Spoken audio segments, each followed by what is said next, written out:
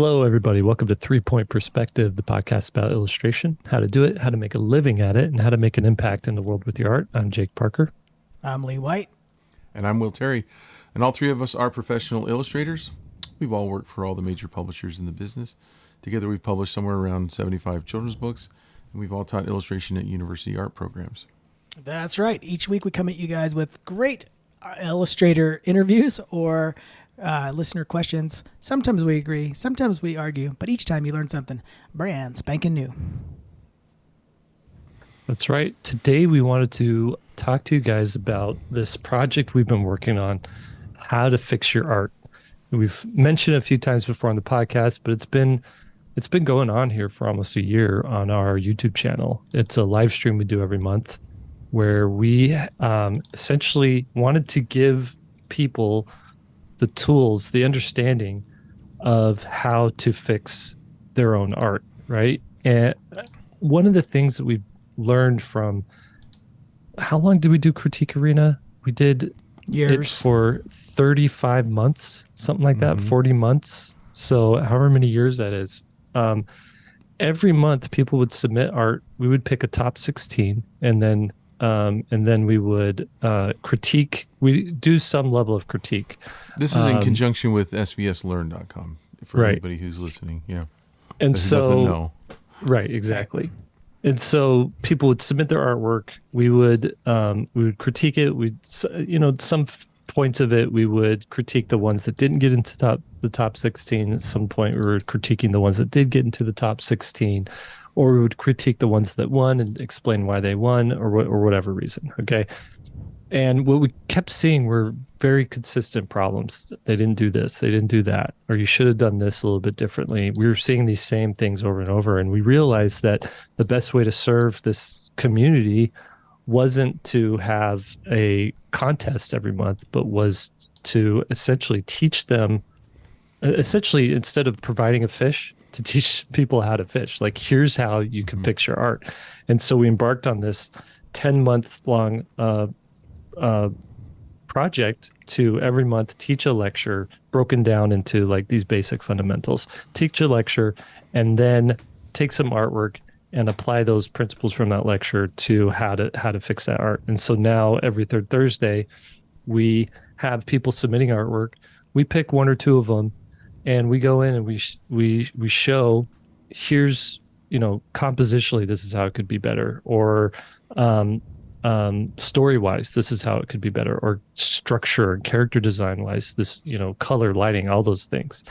But what we've done in conjunction with that is created a document, a PDF document book that essentially takes all these lectures that we've done and distills all that knowledge into like really easy to understand, step by step, point by point instruction on how you can fix your art. Do you want to quickly and go into easily, that a little bit? Yeah, I mean, one of the things, it's just like every project that we start at SVS. It sort of starts small and simple, and it grows, but it can't grow too big. That's kind of your metric, is like, how do I make this thing usable? And then still cover all the bases. And so we started out with the idea of a checklist, just a simple checklist that would go out. And it was just, all of us sort of do some version of that, where when I finish an illustration, I go around the illustration, I look for tangents or some other compositional thing, or I have just a little checklist that I go through. So it was going to start with just a single checklist. And we're like, well, it should have something that goes with it, so you can kind of refer back to what that checklist item is going to be. And so we just started adding, we came up with all the sections that we thought it would be. It's 8 different sections, which we're going to talk about today. And then we, thought, what's the most usable way to explain each one of these things? It's not a start from scratch. Like, if you don't know anything about perspective and you go to the, art store and you buy a book on perspective, just that book on perspective could be hundreds of pages long. We don't want to do that. We want this book to be for mid-level sort of artists who have taken a class already and then need the kind of the just the most important parts of each thing. Rendering, perspective, storytelling, composition, light and shadow, all that stuff. Well, it ended up growing, starting with the checklist and coming up with these 8 sections, ended up growing to about 211 pages of heavy-hitting, simple concepts that we wanted, instead of doing a class, by the way. So you might ask, like, why didn't we just do a class on this that is just all video based? And we wanted something that's sort of more referenceable. A while back, I had ordered a PDF from a mountain bike fitness guy, and that's sort of where this started from. It was like this checklist of like, oh, you want to be a good mountain biker? Are you doing this? Are you doing this? And it was just so easy to use. I thought that's what we need for art, because we have, all the whole curriculum at SVSLearn. It's like 24 classes. Well, that's going to take you a year to go through. You can't just sit at your desk and go through that. It's too big. So this is just a fantastic reference that we put together. It enables people to just create an illustration. You go through the checklist. We can make your illustration better. I guarantee it. There's no way you could go through this checklist and not make it better. And it just highlights all the important points for doing each one of these things that makes a good illustration. So today we thought it would be fun to go through each of those sections, and we were going to talk about sort of the main mistakes that we've seen students make in each one of these sections. And we'll just go in order and see how it goes. But before you do, let me just say this. Yep. Part of I'm going to take credit for the idea of how to fix your art. Is that all right? Oh, it was a combo. Will had the idea that it was going to be a class, so he did come up with the idea of how to fix your art, and then I came up with what the format was going to be. And so that's not, and I don't care about, I'm not looking for a pat on the back, but I just want to go into what my frustration was and why I wanted to do this. We would do Critique Arena, right? And we would end up out of a field of 100 or 120, 30, 40 people entering, we would end up critiquing 16. And often it was the same people, right? Right. And so some of the people were going, well, how come you're critiquing the same people? Well, we voted on like what were the top 16, and then we would have them face off basically. So the problem that we were trying to solve is the people that weren't getting picked for the top 16 weren't getting a critique, and they were feeling like, there's nothing here for me. I'm not getting any help. I'm not getting any better. The thing that I really wanted to stress, though, is there's a point in your career as an artist where you learn to self-critique, right? You, like Lee, when you do a painting now, you do a drawing and a painting, you know exactly what it needs. You don't have to run it by anybody else. You choose to sometimes, but you don't have to. Deep down. Yeah. It's instantaneous once you've gone through it enough. And I think what it is you've done enough work over enough time. You've done enough crap to where you're not married to, you've learned not to get married to the work that you've put into something. In other words, if you work hard on something and it's not working, you'd rather scrap it, change it, start over, whatever. The only thing that you care about is coming up with a really good piece, because that's the only way you're going to make money, either in the gallery. That's right. And I was having this conversation actually at my agent at a party the other night, and it was the conversation that we were having with a group of artists, that the biggest difference between pros and amateurs is the willingness to totally scrap something or change important elements in it. Like I did an illustration yesterday that was just a sample piece for a new book that I'm writing. I know the character has to change. I didn't get the pose right. I already know that. I went ahead and did it just because it was a concept piece.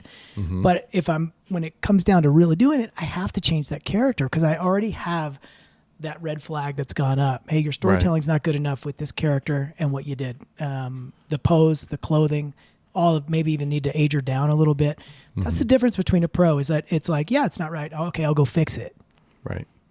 And in that gap between when you're at a point where you feel like you don't know whether your piece is good. I mean, like art, we'd have students that go they're totally surprised. And I remember when I was going to school, I'd go to school with my piece that I had made for the class assignment.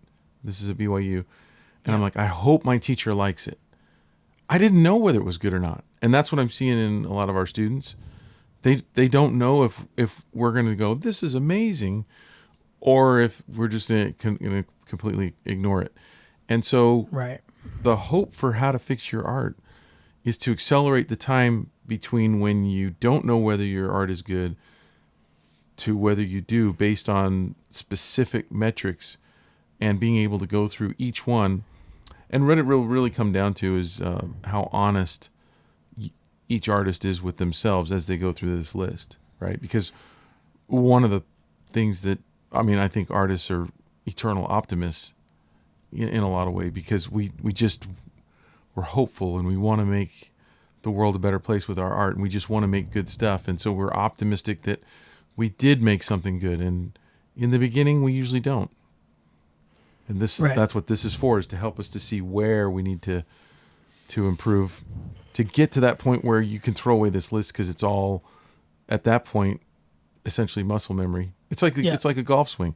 There's 200 things you got to remember in a golf swing, but they have to become things all you don't second think nature, about. right? Yeah. And each one of those things you had to focus on that at the moment, Right. and then that becomes part of your process. It's true.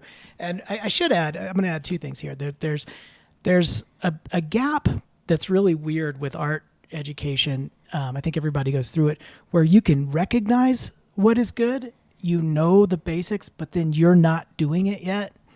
I just want to say, like, basically your knowledge and your ability are I'm just going to throw a number out there, are 6 months apart. Mm-hmm. And it's a frustrating moment. It's just important to know that happens, because it's frustrating, because you're like, I can recognize it. I know when people are doing it right. I just can't do it yet. Yep. But it's there. And so I think that's the sweet spot where this book will really help you get there to what you're seeing, and sort of matching what you're seeing in your mind versus what's on the page. And I will say this also as encouragement. I'll give you a little disc golf analogy, the zen of disc golf. There's this rating system for a disc golf round. It's just a number that your round gets rated. It's 0 to 300, 300 being an absolutely perfect round, and scoring in the top like 1% of the planet. And then, if for a beginner, your score might be, let's just say 100. In the beginning, as you improve, the strokes are worth the points are worth less money. Less jump. Like if you scored a plus 23 one time and you got a plus 20, your score is going to go up a little bit. What that means is, in the beginning, it's easier to get better, so the value is not placed on that moment. It's harder to get better once you're a pro. Like a beginner, you could hear one thing and your art jumps 50% better. Yeah. Or you could learn a color theory and all of a sudden you're better. And so my point is, as you get better and better, those jumps become smaller. Right. And harder to do. So they're worth more later, actually. But you could be jumping in your ability in the early stages, and so a lot of you guys are going to be frustrated as beginners, as novices. But the jumps happen dramatically, and then they slow down as you get to being a really advanced level or even pro. I mean, when's the last giant leap forward in your ability, Will, that you can remember? In illustration? Yeah. Can you remember where you were like, no, literally, you're like, one day you're this level and you learn something and the next day you're different? Well, it's been a really long time. Yeah. So, yeah, I mean, those big jumps come, I remember probably one that stuck out the most was being pointed out by a fellow illustrator that I was just oversaturating my color everywhere and not giving any relief. And I never had anybody. It reminds me of that Seinfeld. And I'm dating myself because nobody watches Seinfeld anymore. But there was a time where this guy broke up with Elaine, and they're like, the friends were all like, "Be careful when you date this guy, because if you break up, he'll ruin your life with like insults and stuff." So his insult for her was that she had a big head, right? You remember that? And then like she's like, "That's all you got? That's it? That's nothing." And then everything started happening. Like her head was too big and blocking people, and like birds were flying into her hair, and just all sorts of stuff. So this former Caldecott winner, David Small, I asked him for a critique, and he pulled no punches, and he was like, "You just use so much damn color everywhere." And if you look at my early work, that's a good one. Yeah, there was no I didn't have any, I was trying to do that. I thought that was good. I didn't understand emphasis really, so I was like emphasizing everything. And when you emphasize everything, you have chaos. It's like a crowded room of people all talking and you can't really zero in on any one conversation. Right. Right. And as soon as, he said that, and I was like, that's all you got, that's it. Like, that's nothing. Right. That's a groundbreaking crit right there. In fact, I, for the next couple weeks, was going around telling my wife, like, the guy doesn't know what he's talking about, like I fought it, I'm like he doesn't understand how much people love my color. And, if you're honest with yourself, then, what happened after that was I had to have a, kind of a question. Do I use too much color? And, there were some other things he said, like you need to leave relief so that when you have something to say, you can really punch it with the color, Right. And I'm like, and I started looking at other art in a different light and going, oh, I see. That was probably the last I tell you, thing. The biggest one that I haven't had a giant breakthrough like that in a little while. That's a big one that you're talking about. Probably the biggest, like, kind of groundbreaking thing that I learned is that you don't always have to have a horizon line or a line at like if you're doing an interior, that you have to have a line where the bottom of where the floor meets the wall. Mm-hmm. Once that line goes away, the composition possibilities are endless, and nobody misses that line. Nobody thinks like, oh, they're standing on the wall, or everybody sort of magically sort of implies that it's there. Right. And that was just so transformative. The other thing that I remember that really changed my idea was, this is kind of groundbreaking. I think I still think about it and think that it's groundbreaking, is that illustrate. If you go to school, you're taught sort of that we're looking through a window, kind of like you're looking through a camera, and that's how we draw. So like we're looking around with the camera, that's our point of view. And if I point my camera out my window here, you're going to see the street, you're going to see the telephone poles, you're going to see the houses, you're going to see the rec center, all the stuff that's out there, right? Traffic lights, all that stuff.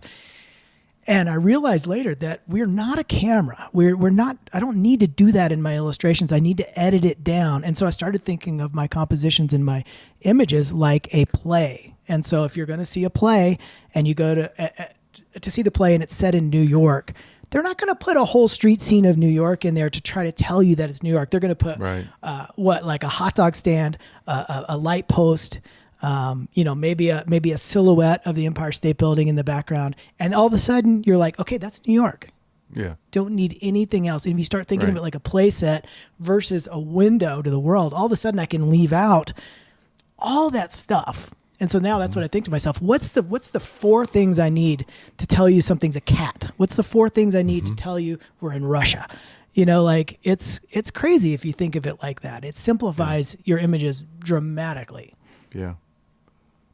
Well, let's go through actually have an exercise that I do in my school visits on editing, and I give them a prompt and I show this, like kind of like what you said, this huge scene of buildings and everything, all the superfluous stuff going on that doesn't need to be there.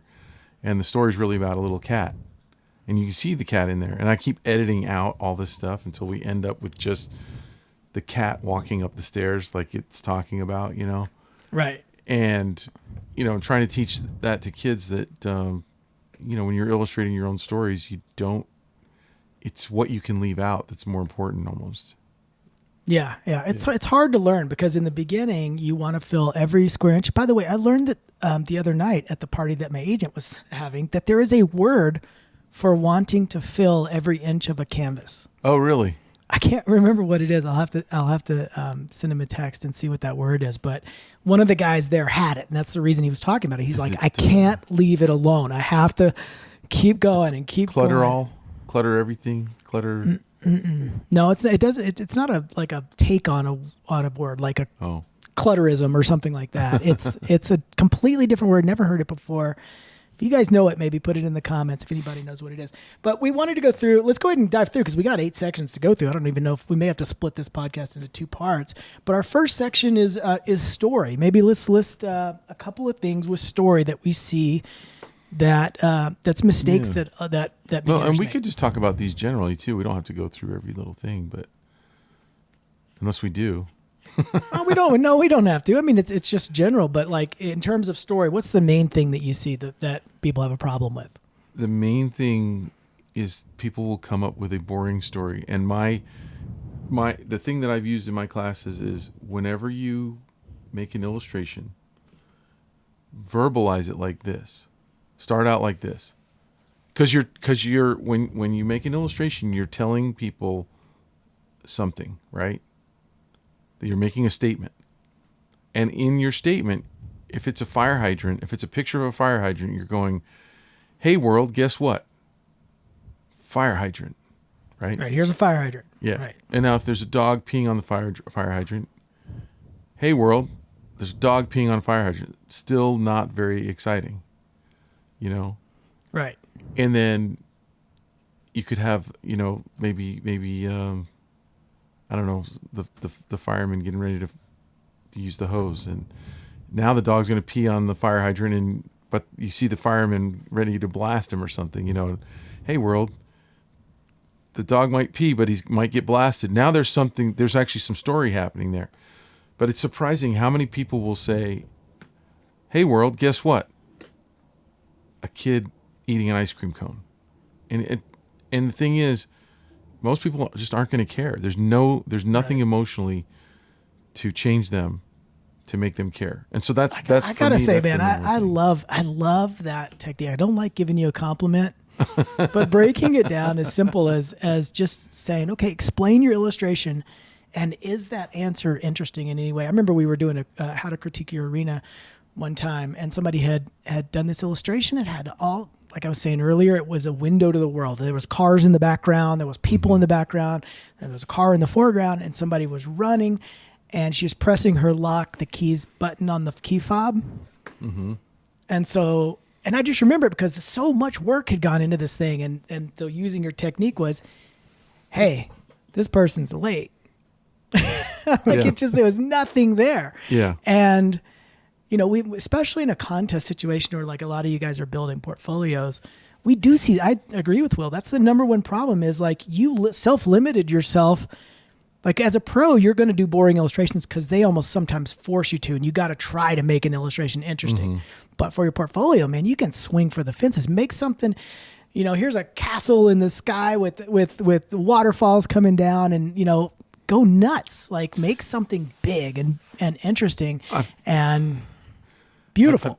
I've noticed that our students will take, often in doing how to fix your art, they'll take something that is a famous saying or something like "when pigs fly," mm-hmm. and they'll illustrate it. And I'm like thinking, it was funny when the first person said "when pigs fly," maybe the second right. or third, but to illustrate it, so 100 years later is, yeah, we know about that phrase. Unless but you what add is something what are to yeah it. what are you doing different? What's your twist on "when pigs fly"? And they often don't go there. And I would estimate that out of our students, if we get 100 pieces for how to fix your art, maybe 10% to 20% have a story. Mm-hmm. The rest are, it's hey, always going everybody, to be guess what? more interesting with the story. An But elephant holding a balloon. Right. I would say. Well, ahead, let me just pipe in here. I've been really quiet this whole time because I had to take a phone call, so I'm sorry. Yeah, Jake left. He thought that was more important than you guys. I'll explain later. But I think our work, 3 of us, really what we have been focusing on over the last 5 years doing this stuff isn't so much how to make a technically sound image, but more so how to tell a good story. Mm-hmm. And we look at all different levels of artwork, and there's some really good people who've contributed, and there's some people who just started drawing like last week who've contributed, and we kind of look past. We look past the quality of work, the quality, like the technical quality of The work, mechanics and the mechanics of rendering. it, Yeah. and zero in on that story. Because if you have a good story, if you have a good take on something, if you're, if you have like a unique idea that hasn't been seen before, it really doesn't matter how good you are as an artist. Yeah. All that is just gravy on top.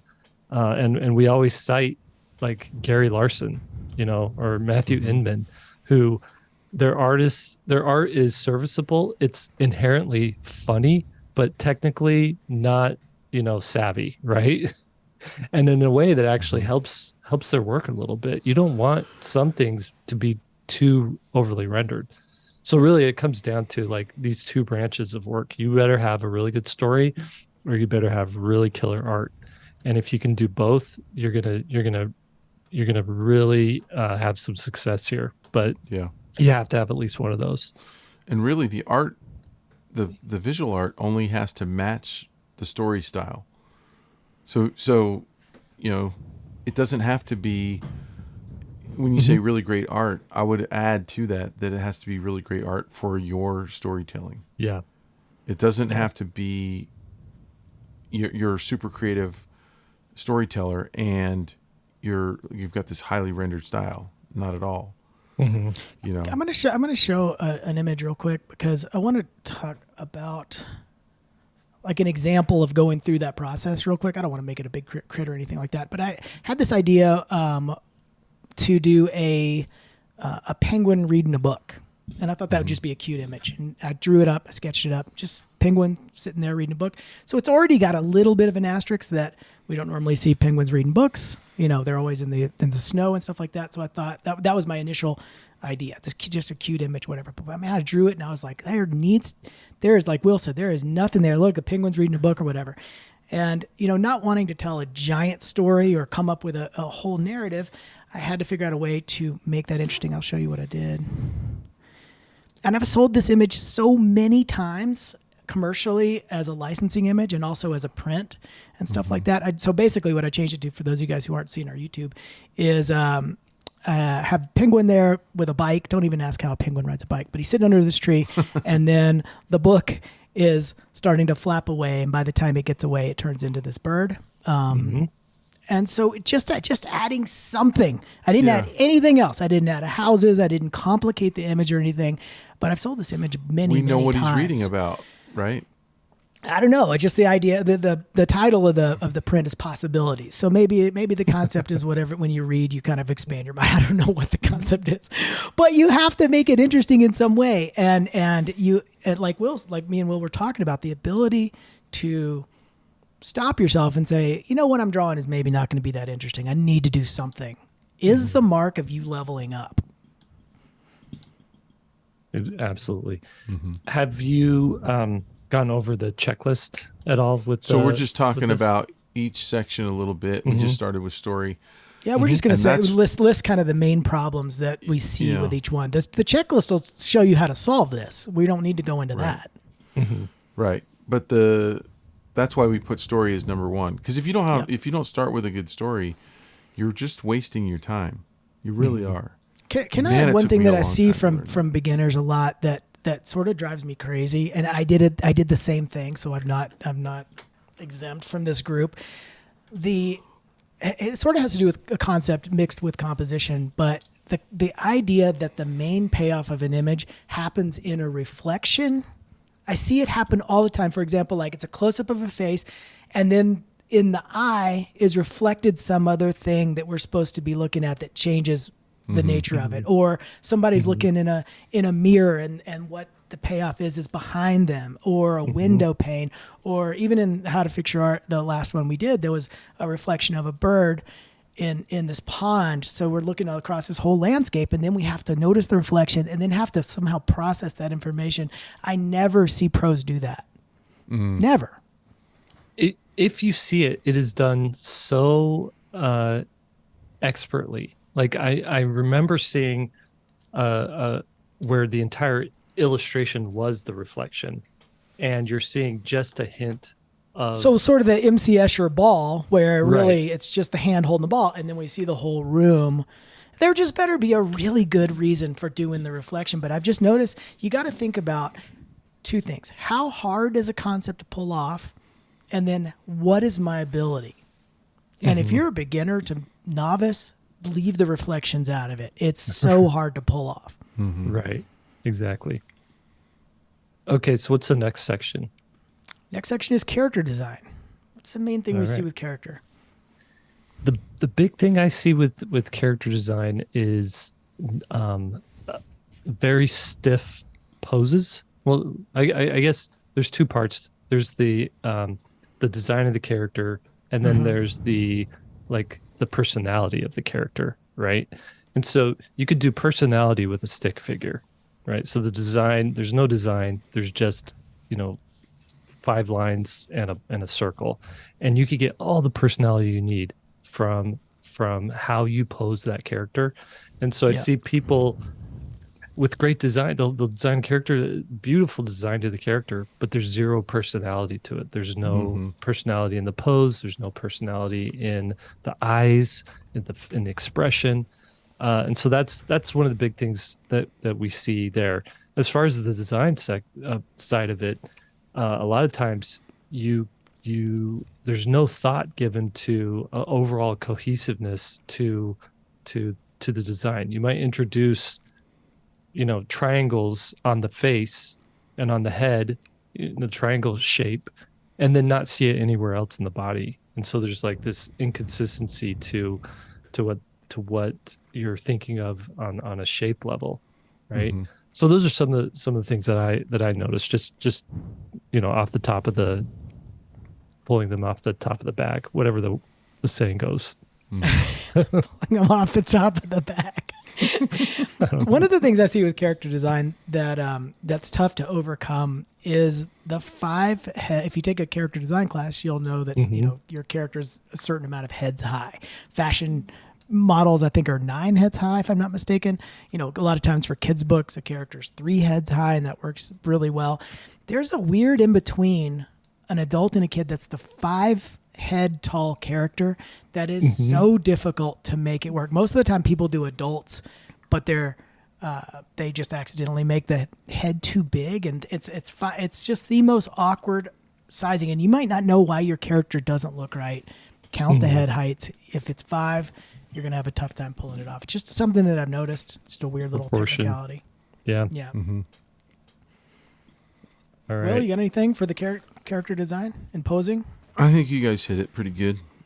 I will say that, along the lines of gesture, most of the time when you think you've pushed it too far, that's just enough to be right. I mean, if you think about a figure drawing class, if you really exaggerate it, it'll probably be closer to what the model's doing than if you try to nail it. Then everything tends to stiffen up, if that makes sense, and so kind of overshoot it. The next section is perspective. What's the biggest problem that you see with perspective? I know what I have for this. Oh, I got a couple on this one. Biggest problem I see is placing the POV too high. All the time I see this one where, I want to draw this street scene or this room scene, and where the camera, the POV is up in the corner looking down on everything, like a security camera, sort of. Like a security camera, or it's if it's an outdoor scene or outside scene, it's too high to be a human, it's too low to be a bird. It's just like in this really nebulous area where you're like, where's this person standing that they're actually able to see from this? That's a good one. This direction.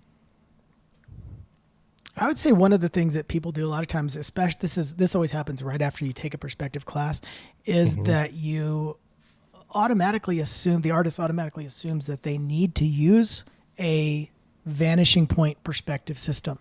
There's so many ways to show space, and the basic design stuff is, what do we have? We got overlap. That's the first way you tell an object is in front of another object. There's a size discrepancy. A big object is closer to us. Small object is farther away. And there's atmospheric perspective where large contrast is in the front and then it fades as we go back. Think about if you're looking at mountains in the distance, they typically fade. So there's all these ways to show distance. You don't need to immediately pull out the ruler and start adding vanishing points. So start with all those first. Another one, the big one for me is people getting their ellipses wrong. So they'll show like a hat on, they'll you can tell that the POV is straight on, like waist level maybe, because the belt has no, is flat, right? Right. Mm-hmm. So we've established that. And then the hat will be you won't be looking under the hat, you'll be looking on top of it somehow. And you're like, that doesn't work. Kind of mixing it up unintentionally, we should add, because you can have like a funny kind of quirky style, and like I mess with perspective all the time, but it's got to be intentional, otherwise it just looks plain wrong. Yeah. And you'll look down at the feet, and they'll be flat as well. So there's no perspective change from the waist to the feet. So that's like, it's a big one I see people doing. I'm going to add one more here just because this will save so many people bad art. Putting the vanishing points too close together. If you have a 2-point vanishing system, typically the vanishing points are way off the page. Otherwise, you get what Jake was talking about earlier, where it looks like a security camera. The closer you move the vanishing points together, the more wide angle a lens, to use a camera as an analogy or a system, the closer the vanishing points are together, the more wide angle the lens is. So if you do want to show somebody looks like it's through a security camera, I bring the vanishing points really close together because it wildly distorts the scene. But in a normal shot, the vanishing point should be just way off the page. That's the easy way to do it, is just way off the page, and that'll clean that up. Mm-hmm. That's good. All right, next one is composition. What's the big one for you, Will? Ooh, well, composition is such a huge category, but I would say people have a tendency to want to divide their picture in half, and they just don't use the rule of thirds, which is interesting because when you talk about art and how subjective it is, the first question I would have, I think, coming in would be like, hey, you can't put rules on my art. You know what I mean? Right. Art is my expression. How dare you to think you can put rules on me, but there are certain aesthetics that we tend to, like beauty standards, right? Mm-hmm. Like people can look at people and rank them in the category of how attractive they are. Let's just take that for example. So Lee, Jake, Will, in that order. That's right. That's exactly right. Where does that come from? I would say I'd make a case that's in our DNA. It's in us. Mm-hmm. Well, and the same thing goes for when we look at fruit. We look at some fruit and we're like attracted to some and we're repelled by others. So we pick through. We don't just pick the first fruit that is in front of us.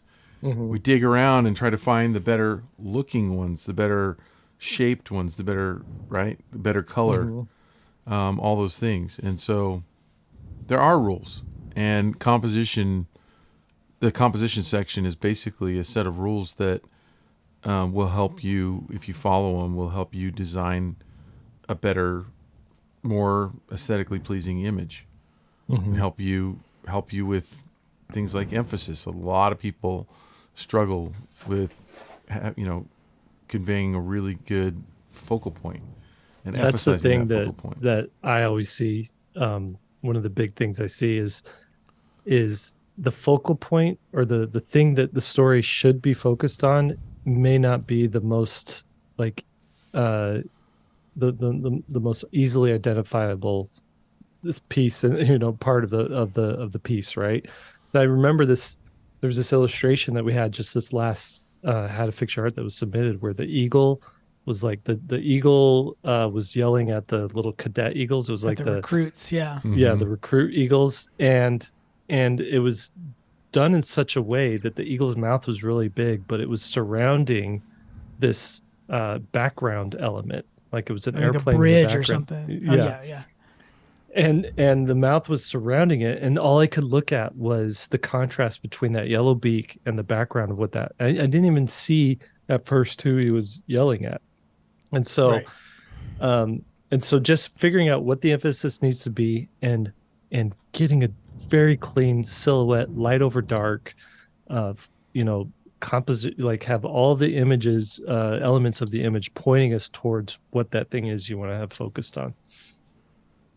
That's good. One of the things I see, this is one of my first checklist items I ever had next to my desk, and that is avoiding tangents. For those of you guys who don't know what a tangent is, it's like if I take a picture of somebody and there is a tree behind them and the tree is coming out of their head, there's a tangent there. Or if somebody's walking on the bottom of the picture, like their feet are literally at the bottom, then that's a tangent with their feet in the edge of the picture frame. So basically where two objects come together awkwardly, sometimes it's a foreground background, sometimes it's everything's on the same plane, but they're just coming together awkwardly. So I literally scan inch by inch once I'm done with a composition, and I look, because they'll happen accidentally without you even thinking about it. Like a mountain in the background touching a cloud that's over it, it creates the weirdest little spot. So, and you can also use that for emphasis too. Like I would say that the potential tangent of like the Sistine Chapel is one of the best uses of an intentional tangent. They're almost touching, but not quite, and it creates just an electricity there. It's intentional. So these are tools, not rules. Sometimes you can use them to your advantage if you understand how they work. Mm-hmm. Yeah. I'm looking up Sistine Chapel right now because I want to see what you're talking about. It's the hands. It's like that. Oh, you're talking about the Michelangelo painting. Yeah. Yeah. One of the Michelangelo. Michelangelo. I thought it was Michelangelo. It's because he plays pickleball. It's Mickleball. Hey, man, I had art history teachers. They pronounced it Michelangelo. So that's Michelangelo played pickleball with pickleball. Your next character is Michelangelo. All right, drawing is the next. We only allow tangents in our conversation. That's the only place. So drawing is up next. Yep. So the thing I see with drawing, especially in beginning and amateur, is either being too sketchy, scratchy. We're just going in there and every line is like, 10 lines. Where you can't see my hand movement, but it's just making these back and forth sketchy, scritchy movements. So we see that, or we see like one line pushed very hard and very controlled. And what you need to do, what you should be doing is having that control with that loose mark making, right? So do 1, 2, or 3, find a flow to it, and don't. I would say, if you're doing those really, really sketchy lines, they're often too short. So you're gonna want like a longer line. This is getting really nitty gritty detail here with specific mark making, but that's like the very base thing. Keep it loose. Find the feel of the drawing, overall drawing, and how everything kind of relates to each other, and don't be too like grippy on your pencil. Yeah, I'll second that. I mean, their line quality is a huge contributor for the overall feeling of a piece. And I find a lot of times I have to, especially like this used to happen when I was teaching a lot, where I was teaching like a perspective class or something. And I did develop the ability to do a fairly straight line for a long distance. And I would get home, and that's not the way my personal illustrations look or work. And so I would make the line too straight and I'd have to erase it and wobble it. And it was a very conscious choice to what kind of line quality I have. I never was able to get my ink on top of a watercolor to blend that well until I started spraying it and having it bleed a lot. And then all of a sudden the line was a part of the watercolor. And so you're just going to have to experiment with what's the best line for the work that you want to make. Some people you can make an interesting illustration, but if you use just an even line weight the whole time and don't vary the mark at all, it's going to feel stiff and lifeless. So you got to do the work, put in the work there. It's no easy task, because whereas mine's wobbly, somebody else's might look unfinished. And so that's a tough thing to quantify when one person's finished work will look like a sketch and somebody else's finished work will be equally loose and it'll look like a finished piece. And that's a tough line to figure out. Yeah. No I pun think intended. another thing with drawing is going to the finished stage too early. Um, so you get really excited about the face or something, or details in the background or something like that, and you're getting in there and you're adding all this detail when you haven't figured out the rest of the character design or the Mm-hmm. drawing, and sometimes you can bake in structural problems or design problems that you're going to be too attached to fix later. And Because so it's time equals value. You gave your exactly. time. You Mhm. gave lots of your time. And now you don't want to change that because it's got Right. value Too or perceived much value. value. It doesn't have value. Right. It's Perceived your value work is is the right trash word. until it's amazing. Exactly. Next Yep. up is value, light, and shadow. I've got a really big one here. The number Let's one hear thing it. I see with beginning and intermediate artists is not understanding that local color exists or local value. Local value is the intrinsic value of something without highlights and shadow on it. Like, for example, if you're seeing my Cintiq pen, it's a dark object. And there's a little bit of highlight on it, but it's a dark object. So if I was going to draw this thing, I start with just making the whole thing pretty dark and then add the lighting on top of it.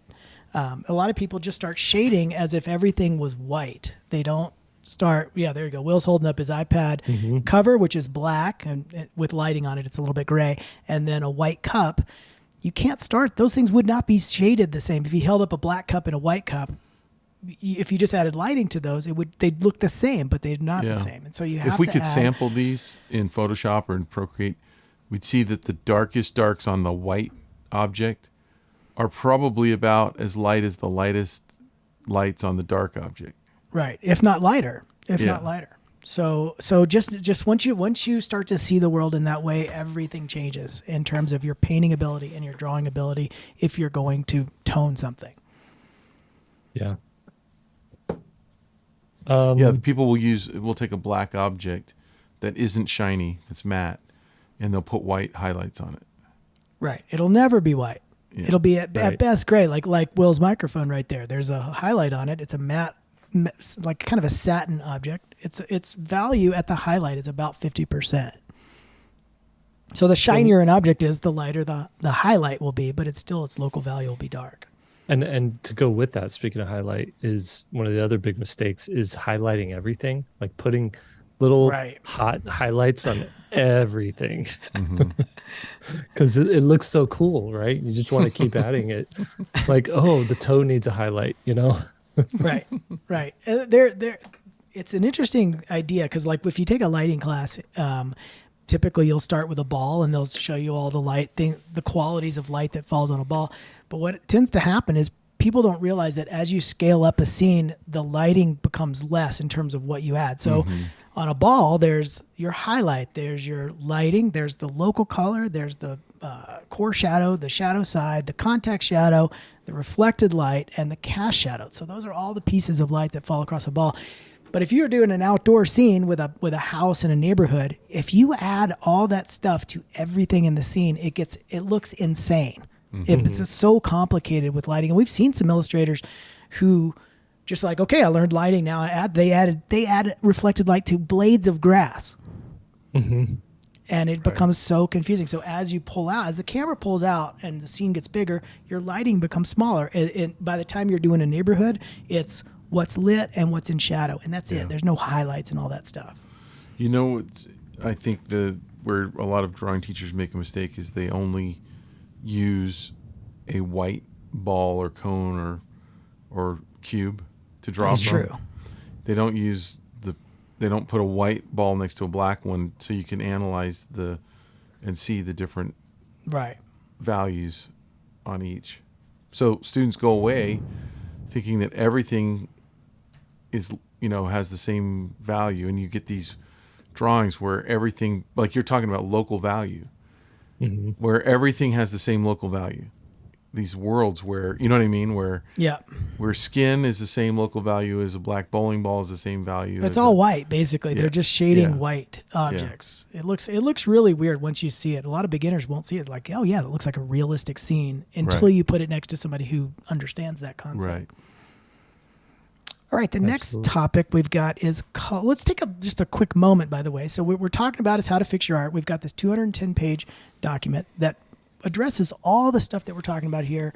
The price is $89 for this, and it includes the 210-page PDF.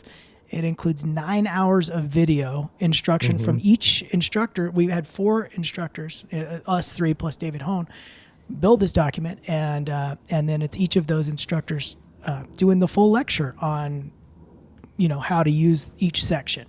And then Yeah. there's the checklist. And so just wanted to throw that out there. And that's available at SVSLearn.com. If you go to classes, it's the first one listed, and you can grab that thing. Okay, go ahead, Will. Color. Oh my gosh, color. Well, I was already alluding to this earlier.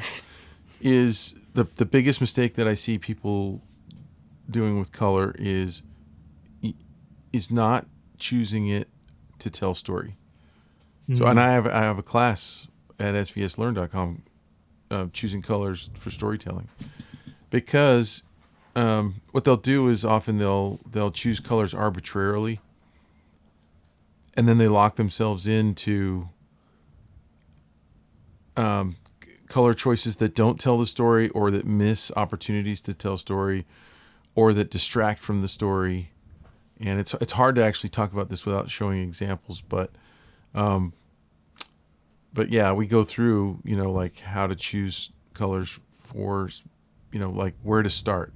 Because, you've got your drawing and you're like, well, the kid's shirt could be blue, it could be green, it could be red, it could be all these other things, right? Well, if the kid has red hair, you probably don't want to choose a red or orange shirt to go with it, Mm-hmm. And I'm not saying absolutely, because there would be times where that would work. I'm sure there's exceptions to that. Maybe it's a story about a kid who had red hair and red shoes and red socks and red, you know what I mean? Like, but that's probably the biggest mistake that I see. And also, like I mentioned before, oversaturating colors that should be muted and not saturating enough in areas of focal point. Really good. Really good. Yeah. One of the things I see that a lot of students don't do, that I learned the kind of midway through my college, and it was a game changer, was keying an illustration. And what I mean by that is, what's the main, if you look at like a movie poster, for example, just go ahead and, for those of you guys who are in front of your computer, go ahead and Google movie posters. You'll see that it's mainly a blue poster, or mainly an orange poster. I'm getting a call. Or mainly like a yellow, it's keyed to, blue, green, or whatever. And then all your colors within the illustration harmonize with that main color. But if you looked at a thumbnail, you'd say, oh, that's a blue-green painting. That's a purple painting. And once you start doing that, you avoid the problem of what Will was saying. Well, the sky is blue, the barn is red, the grass is green, the tractor's yellow. All of a sudden you get this like rainbow effect. You don't want that. You want to key each one to a certain kind of color hue, and then balance everything out within that hue. It's almost like just creating a color haze or something, or like a slight filter to it. One of the best movies I've seen that showed an example of this was that movie Amelie. It's old now, but if you check it out, there's some of the director's stuff, and they're talking to the cinematographer, and they have a side by side, unedited video versus color keyed, and man, it just makes a huge difference. And speaking of the color keys, if you look at like the Art of Monsters Inc. or something, they've got all the whole color script. If you'll notice that every scene throughout the whole movie is keyed to a certain very simple palette. Yeah, so that is definitely another thing where people they use too many colors is kind of what I hear you saying. Yeah, exactly. But they use all the colors because everything in life is a different color, and you got to figure out a way to control that. Yep. Our last section we're going to get to today is rendering. Will, you're the biggest renderer of the three. What's your biggest pet peeve of rendering? Probably over rendering is a big one where people make You know, if you think about some of the best figure drawings that you've seen, or head studies, where artists will allow hair, all the superfluous parts of the drawing. Sometimes it's legs and arms to kind of go really loose in the drawing, and then they really tighten up on certain areas. So you have really tight areas of rendering and really loose areas of rendering. If you render everything to the same degree, then you're emphasizing everything. So everything in illustration is about, you can control emphasis with value. You can control emphasis with color. You can control emphasis with rendering and, your texture, your rendering texture. And if the texture is the same everywhere, then you're basically emphasizing everything. Now, there's some nuance to that because you can render everything the same and still have it turn out. There's some artists that I'm thinking of right now, like Chris Van Allsburg, who's very successful. Beth Cromis, who won the Caldecott a few years ago, everything is rendered to the same degree throughout. They control emphasis with those other things, with color and value. Right. But in general, I would say over-rendering is a big problem because people spend all this time rendering things that are just not important. Right. And to add to that, I'm going to totally agree with you. But to give another example, one thing that I see a lot is the over rendering of building materials. For example, if when you guys are driving around, or if you're in your car right now listening to this, look around and try to find a building made of brick. How far away or how close do you have to get before you start seeing individual bricks? But I see people drawing every brick in a building, and they'll be, in the illustration, it'll be like a mile away. Right. You're not going to see individual bricks. You might see a slight texture on the building and maybe a hint of, some variance of color Same and value. with but trees and bushes. Yeah. Right. But how close do you got to get to see a leaf? Right. That's a great, right. great And the thing problem to think about. is our mind is we draw what we know rather than what we're seeing. Mm-hmm. And so, you want to edit out a lot of the texture, a lot of the detail that is just over rendered. Yeah. Yeah. Yeah. It's a tough one to figure out another too. Because another one with that is inconsistent rendering. Where you're like people have a real problem with water. Let's say water textures, right? Mm-hmm. They'll draw everything else has got really good shape and form. They get to water, and all of a sudden, they just start or hair, and they just start making really random, chaotic marks. Yeah, because what's happening is their brain has not figured out that you can draw water, complex objects like water, hair, feathers. Mm-hmm. Things that have have lots of parts, and in the case of water, lots of undulating waves and movement and stuff, and reduce it down to simple shape, shadow, shape, value. All of those complex things can be reduced. So that's where a lot of people will have a great story idea, a great composition, really good characters, really good drawing.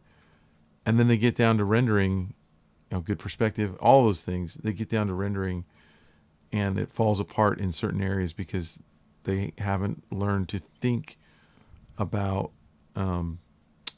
those complex objects as designing them just like anything else, with shape and reducing them down. I see that a lot with people drawing. I think it's because we've seen so many landscape paintings.